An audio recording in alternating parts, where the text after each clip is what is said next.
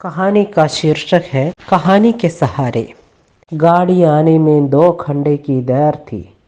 यह समय नवयुवक यात्री प्लेटफॉर्म पर चक्कर लगा उदासीनता का नाट्य करते हुए तिरछी नजर से सहयात्रियों के रूप को निहार कर और भगवान से उन्हें अपने ही डब्बे में बिठाने की प्रार्थना करके काट देते हैं। और परलोक यात्रा के लिए हौलडाल बांधे बैठे हुए बूढ़े आपस में सुख दुख को कहकर तथा बेटा बहू की बुराई करके समय काट लेते हैं, जिससे कभी कभी इस बात पर विशेष खेद प्रकट किया जाता है कि बहू हमारी चोरी से हलवा बनाकर खा लेती है। सेकंड क्लास वेटिंग रूम में सामान दिखवा कर रमेश व्हीलर की किताबों की दुकान की ओर बैठा। यद्यपि उसके पास टिकट इंडर का ही था। एक सरिदा देना और एक चित्रपट, वह बोला। दोनों पत्रिकाओं को बगल में दबाए एक हाथ पतलून की जेब में डाले रमेश भी प्लेटफॉर्म पर घूमने निकल पड़ा। और इसमें किसी को कोई आपत्ति नहीं हो सकती, क्योंकि वह भी तो 25 साल का था और परसों ही कानून की परीक्षा देकर लौटा था। इधर उसके पिता परीक्षा समाप्त होने की राह ही देख रहे थे। एक लड़की ठीक कर रखी थी और आज रमेश को इसलिए खंडवा भेज रहे थे कि वो लड़की देख ले और अपनी सम्मति दे दे तो बैसाख सुदी में ही फावरे पड़ जावे। प्लेटफॉर्म पर उस समय ऐसी कोई वस्तु नहीं थी जिसके कारण रमेश को दूसरा चक्कर लगाना पड़ता। खीज और निराशा से भरा वह एक बेंच पर बैठ गया और दूसरी तरफ दरी पर बैठे हुए एक दंपति और 5-7 अर्जित संतान धन को देखने लगा, जो तरबूजे काट काट कर खा रहे थे। पंडित जगदम्बा प्रसाद, नाम तो मध्ययुग का सा है, वह सोचने लगा। और लड़की का नाम अनुसुईया, बिल्कुल पौराणिक नाम है। अरे, कोई आधुनिक साहित्यिक का नाम होता। नीरजा, उषा, संध्या, आशा, निराशा। खैर, शादी के बाद मैं ही बदल दूंगा। बगल में बैठे हुए बीमा एजेंट की बातचीत करने की उत्सुकता से भयभीत हो उसने सरिता खोली। पहली ही कहानी थी भूल। कथानायक गोपाल कॉलेज से घर जा रहा था। एक युवती जल्दी जल्दी उसी डब्बे में आकर बैठती है, पर उसका बैग प्लेटफॉर्म पर रह जाता है। गाड़ी हिलने लगती है, पर गोपाल तुरंत कूद कर बैग उठाकर फिर गाड़ी में चढ़ जाता है। और फिर वही जो होना चाहिए, पहले आंखें बोली, फिर मुंह बोला, फिर मुंह खुला, धन्यवाद। और अजी धन्यवाद की क्या बात है। उसने पढ़ना बंद कर दिया। सोचा, रोमांसहीन जीवन भी क्या जीवन है, और बिना प्रेम के विवाह का भी क्या मतलब है। इसी उधेड़ बिन में गाड़ी आ गई और इंटर क्लास के डब्बे में सामान लिखवा कर वो बैठ गया। विशेष भीड़ नहीं थी, क्योंकि इंटर में एक टिकट चेकर रहता था, इसलिए तीसरे दर्जे के टिकट वाले उसमें नहीं बैठ पाते थे। गाड़ी ने सीटी दी। इसी समय एक युवती हाथ में एक बैग लिए हुए घबराती हुई उसी डब्बे में घुसी। पीछे आते हुए कुली के डब्बे तक पहुंचने के पहले ही गाड़ी चल दी।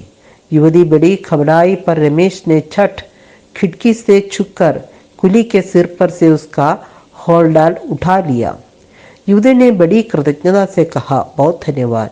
रमेश ने कहा, अजी इसमें धन्यवाद की क्या बात है। डब्बे के ऊँघते हुए यात्रियों के नेत्र अब खुल गए थे। सोने वाले भी जाग उठे थे, और कोई आड़े तिरछे से, कोई सामने से ही उस युवती को देख रहे थे। 1-2 यात्री सपत्नीक भी थे, जो अपनी स्त्री की आंख बचाकर इस सुंदर युवती पर उड़ती नजर डाल ही लेते थे। एक पुस्तक खोलकर मुंह के सामने रख वह पढ़ने लगी। रमेश ने भी सरिता निकाली वो कहानी पूरी करने के लिए। गोपाल ने बड़ा खतरा उठाकर कमला का बैग उठाया। मैंने भी तो बड़ा खतरा मोल लेकर इसका हौलडाल उठाया है, रमेश सोचने लगा। वह एक पृष्ठ और पढ़ गया। गोपाल और कमला की बातचीत होती है, घनिष्ठता बढ़ती है। और उसने सरिता बंद करके उस युवती की ओर देखा। लेकिन ये तो गुड़िया सी बैठी है, बड़ी मुश्किल है। उसने मन ही मन परेशानी का अनुभव कर कहा। आखिर रमेश ने बड़े साहस से सोच करके हौलडाल उठाने के बदले में मुझे एक प्रश्न पूछने का अधिकार तो है ही। पूछा, आप कहाँ जा रही हैं? खंडवा। उसने किताब से आंखें उखाड़ कर कहा। रमेश कुछ चौंका सा। आप शायद खंडवा ही रहती है। उसका साहस बढ़ा। पुस्तक फिर हटी और ओंडोम से जी निकला। रमेश ने तुरंत सरिता निकाली और देखा कि गोपाल ने कमला से और कौन प्रश्न किए थे। आप शायद पढ़ती हैं? उसने फिर प्रश्न किया। जी। किस कॉलेज में पढ़ती है? वुमेंस कॉलेज धनपुर में, सेकेंड ईयर में। गोपाल ने तो कमला से नाम पता भी पूछा था, पर रमेश की हिम्मत नहीं बनती थी। पर बड़ा कड़ा हृदय करके उसने आखिर पूछ ही लिया था, आपका नाम क्या है? युवती समझ गई कि कोई कॉलेज का लड़का है और रोमांस की तलाश में घूम रहा है। उसने भी अपना असली नाम छिपाकर बदलाया। जी, मेरा नाम कमला है। रमेश चौंक पड़ा। कमला? उसने सोचा, कहानी वाली लड़की का नाम भी तो कमला है। कैसा सुयोग। आप खंडवा में कहाँ रहती है? ये सोचकर कि ठीक पता बदलाने पर ये महाशय घर के चक्कर काटेंगे, उसने फिर झूठ कहा, रामगंज में। इससे आगे वह कुछ न पूछ सका। सरिता उठाई और कहानी आगे पढ़ने लगा। गोपाल ने भी अपना नाम पता वगैरह कमला को बदलाया था, पर वह कमला तो पूछती ही नहीं, परंतु परिचय तो अधूरा रह जाता था। आखिर वह बिना पूछे ही बोला, मैं भी थानपुर में लॉ कॉलेज में पढ़ता हूँ। मैं भी खंडवा जा रहा हूँ, पंडित जगदम्बा प्रसाद के यहाँ। आप शायद जानती होंगी। वह युवती एकदम चौंक पड़ी और दूसरे ही क्षण रमेश की आशा के प्रतिकूल वह पूछ बैठी, आप कहाँ रहते हैं? बैतूल में। वह फिर चौंकी। आपका नाम क्या है? रमेश उसकी उत्सुकता से प्रसन्न होकर कहा, जी, मेरा नाम रमेश चंद्र शर्मा है। वह फिर चौंकी और चेहरे पर बड़ी परेशानी आ गई। दूसरी ओर मुंह करके सिकुड़ कर वो बैठ गई। रमेश को बड़ा बुरा लगा। खैर, उसने फिर सरिता खोली, पढ़ने लगा। गोपाल ने कमला के लाख मना करने पर भी अपने टिफिन में से मिठाई खिला ही दी, फिर फल भी खिलाए। पर बेचारे रमेश के पास न तो मिठाई ही थी न फल, पर कुछ करना तो था ही। गाड़ी एक स्टेशन पर खड़ी हुई तो उसने पूछा, चाय पिएगी? जी नहीं, उसने और सिकुड़ कर उत्तर दिया। तो शरबत पी लीजिए? जी नहीं। पान खा लीजिए? जी नहीं। घबराई सी वो बोली। सिगरेट पी लीजिए? उसके मुंह से निकलते निकलते रह गया। रमेश बड़ा परेशान था। अभी तो इतनी उत्सुकता से नाम पता पूछ रही थी और अब मुंह फेर कर बैठी है। वह फिर सरिता उठाकर पढ़ने लगा। आखिर गोपाल ने ऐसे मौके पर क्या किया? पर उसने देखा गोपाल को ऐसी कठिनाई आई ही नहीं। कमला और गोपाल में मेलजोल हो गया, प्रेम हो गया, प्रतिज्ञाएं हुई, कभी अलग न होंगे आदि। पर उसने आगे बढ़ा। गोपाल के पिता ने लड़के की इच्छा के विरुद्ध उसकी शादी एक धनवान की लड़की से कर दी। पिता के सामने गोपाल की एक न चली। रमेश सोचने लगा, धिक्कार है गोपाल की शिक्षा को।